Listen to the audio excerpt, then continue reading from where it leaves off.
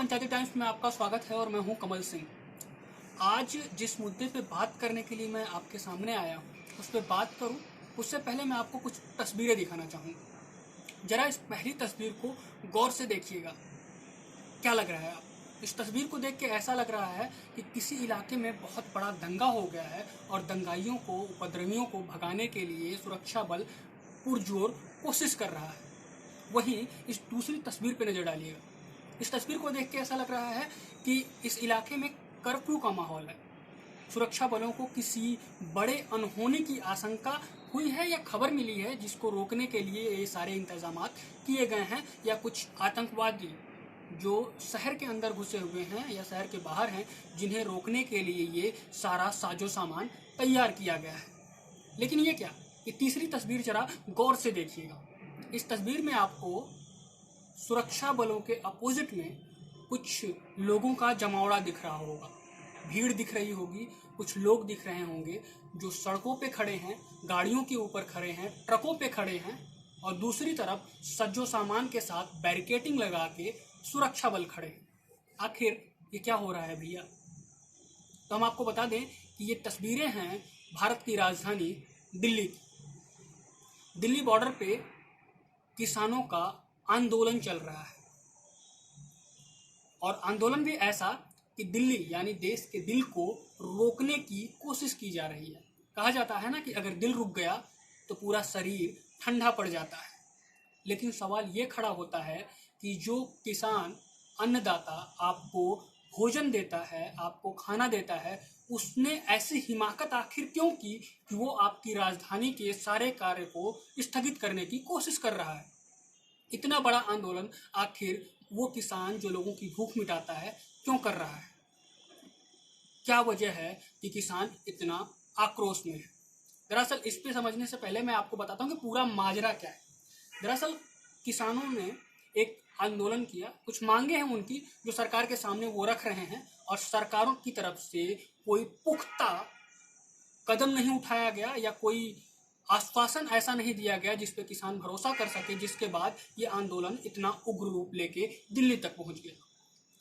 किसानों की मांग क्या थी, तो मांग बता देता हूं मैं आपको पहले, उसके बाद डिटेल में चर्चा करेंगे कि आखिर बात क्या थी। दरअसल किसानों की मांग ये है कि एमएसपी को कानून के दायरे में लाया जाए। अब आप पूछेंगे कि ये एमएसपी होता क्या है? दरअसल एमएसपी सरकार द्वारा किसी भी फसल का निर्धारित न्यूनतम कीमत होती है, जिससे कम में किसान अपनी फसल नहीं बेचता है, या कोई भी मंडी उससे कम मूल्य पे किसानों की फसल को नहीं खरीदती। उदाहरण के लिए समझने की बात होगी कि धान की फसल अगर होती है और सरकार ने धान की फसल की एमएसपी तय कर दी 1700 रुपये प्रति क्विंटल। अब कोई भी मंडी भारत में धान को 1700 रुपये प्रति क्विंटल से कम रेट पे नहीं खरीद सकती। मूल्य उससे ज़्यादा हो सकता है लेकिन कम नहीं। अगर मंडी में उचित मूल्य नहीं मिल रहा है तो सरकार किसानों के उन फसलों को अपने एमएसपी निर्धारित एमएसपी पे सरकार खरीदेगी, जिससे किसान को उसकी मेहनत और उसकी फसल का उचित मूल्य मिल सके। ये होता है एमएसपी। अब एमएसपी लाया क्यों गया? एमएसपी की आखिर जरूरत क्यों पड़ी? दरअसल जब किसी वर्ष कोई भी फसल बहुत अधिक मात्रा में पैदा होती है, पैदावार बढ़ जाता है किसी फसल का किसी साल, तो किसानों को मंडी में उसका उचित मूल्य नहीं मिलता। जिसको देखते हुए 1964 में लाल बहादुर शास्त्री जी जब प्रधानमंत्री थे तो उन्होंने एक कमेटी का गठन किया। कमेटी की अगवानी कर रहे थे एल के झा जी। इस कमेटी का कार्य था फसलों की एमएसपी को निर्धारित करना, यानी किसी भी फसल की एक न्यूनतम राशि को निर्धारित करना, जिससे कम राशि पे किसान अपनी फसल ना बेचे। इस कमेटी के गठन के 2 साल बाद यानी 1966 और 67 में पहली बार गेहूं के फसल की एमएसपी बनाई गई। वर्तमान समय में धान, गेहूं, गन्ना और ऐसे तमाम दलहन की 20 फसलें जिसकी एमएसपी सरकार तय करती है। तब से 1964 के बाद से 2020 तक यही सिलसिला चलता हुआ आ रहा है।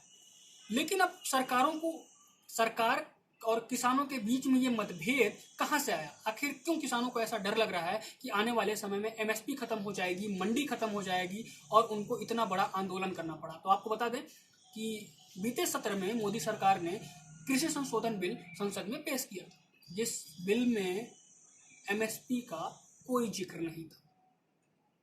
अब किसानों को ये डर सता रहा है कि एमएसपी को अगर बिल में शामिल नहीं किया गया है तो आने वाले समय में एमएसपी खत्म हो सकती है और फिर से स्थिति वही चली जाएगी कि ठेकेदार अपने मन से या मंडियों में अपने मन से धान को खरीदा जाएगा या किसी भी फसल को खरीदा जाएगा जो कि किसानों को उसका उचित मूल्य नहीं दे पाएगा, जिसे लेकर किसान सरकार से मांग कर रहे थे और उसके बाद ये आंदोलन इतना बड़ा रूप धारण कर लिया। अब सोचने वाली बात है, क्या ये 1 या 2 दिन या 4 दिन या 10 दिन की बात है कि इतना बड़ा आंदोलन खड़ा हुआ, दिल्ली यानी आपके देश के कैपिटल को रोकने की कोशिश की जा रही है किसानों की तरफ से, तो क्या ये 2 दिन में ये सब कुछ हो गया? जी नहीं। दरअसल इस बिल को लेके भारत के तमाम हिस्सों में किसान आंदोलन कर रहे थे, छोटे छोटे समूहों। सरकार की तरफ से कोई ठोस कदम नहीं उठाया गया, कोई पुख्ता जानकारी नहीं दी गई, जिसके बाद संगठन एक हुए और एक होकर इन्होंने ये निर्धारित किया कि दिल्ली चलो के नारे के साथ दिल्ली को रोक देना है। अगर सत्ता पक्ष आपकी बात नहीं सुनता है तो महात्मा गांधी जी भी करते थे शांतिप्रिय आंदोलन, शांतिपूर्ण आंदोलन करना हमारे संविधान में है, हम कर सकते हैं शांतिपूर्ण तरीके से आंदोलन या किसी चीज को रोक सकते हैं। किसानों का ये समूह जब वहां से आया तो इसने किसी चीज में कोई नुकसान नहीं पहुंचाया, तोड़ फोड़ नहीं की, शांतिपूर्ण तरीके से अपना आंदोलन कर रहे हैं। लेकिन इन तमाम चीजों से हट के अगर हम राजनीतिक विशेषज्ञों की बात करें, कुछ राजनीतिक विशेषज्ञ ऐसे हैं जो किसानों के समर्थन में भी हैं, कुछ राजनीतिक दल उनके समर्थन में हैं, कुछ बुद्धिजीवी लोग उनके समर्थन में हैं, लेकिन कुछ बुद्धिजीवियों का पलड़ा ये भी कह रहा है या कुछ बड़े सो कॉल्ड जानकार लोग ये भी कह रहे हैं कि किसान गुमराह है। अगर किसान गुमराह है तो उसे सही जानकारी पहुंचाने की जिम्मेदारी किसकी थी? सरकार की और प्रशासन की।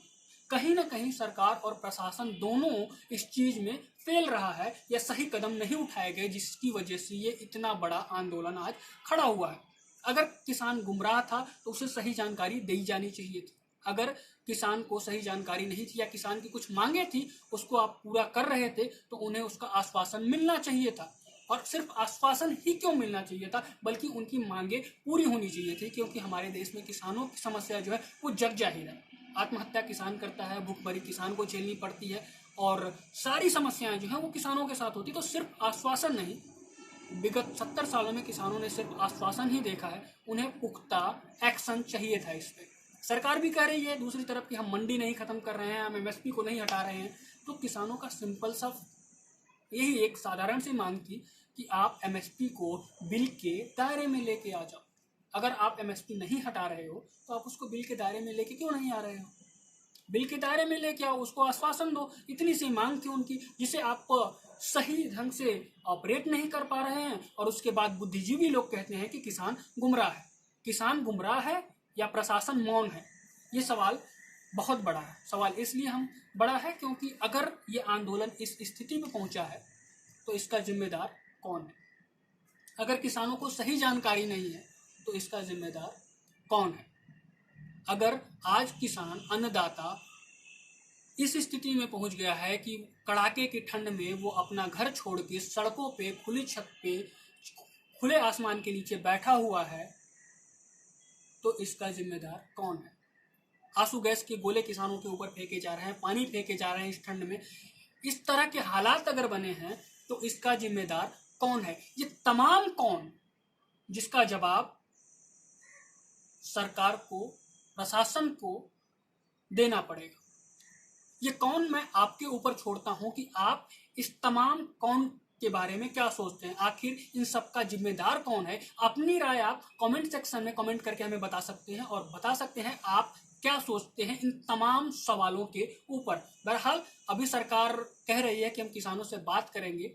गृह मंत्री जी ने किसान नेताओं से बात की है, उन्होंने कहा कि हम बात करेंगे, हम आपको एक आश्वासन देंगे, लिखित में चिट्ठी भी देंगे, सारी चीजें देंगे। लेकिन ये चीजें अब क्यों, जब आंदोलन इतना बड़ा हो गया, दिल्ली में कर्फ्यू जैसे माहौल हो गए, तब क्यों? आखिर अपनी बात, अपने हक की मांग करने के लिए हमारे देश में हमें कर्फ्यू जैसे माहौल लाना पड़ेगा? ये भी सवाल। इन तमाम सवालों का जवाब आप अपने आप हमारे कमेंट सेक्शन में लिख के दे सकते हैं और बता सकते हैं कि आप इन तमाम चीज़ों के बारे में क्या सोचते हैं। अगर वीडियो आपको पसंद आया तो इसे लाइक करिए, शेयर करिए, साथ में हमारे चैनल को भी सब्सक्राइब कर लीजिएगा, ताकि तमाम राजनीतिक खबरें, आपके घर की खबर, किसानों की खबर और तमाम ऐसी खबरें जो आपको जानना जरूरी हो, हम आप तक पहुंचाते रहें अपने इस YouTube चैनल के माध्यम से। नमस्कार।